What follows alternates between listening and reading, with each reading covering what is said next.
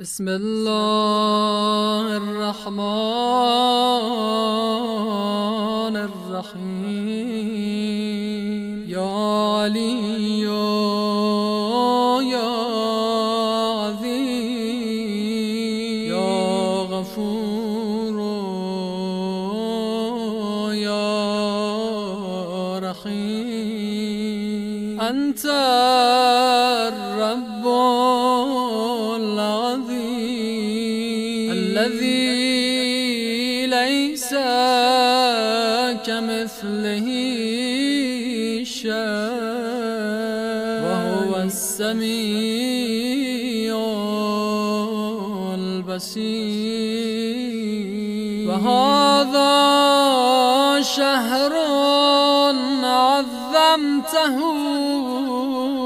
وكرمته وشرفته وفضلته على الشهور.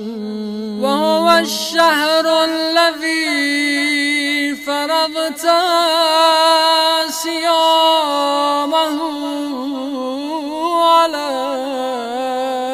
وهو شهر رمضان الذي أنزلت فيه القرآن هدى للناس وبينات من الهدى والفرقان. وجعلت فيه ليلة القدر وجعلته خيرا من 1000 شهر.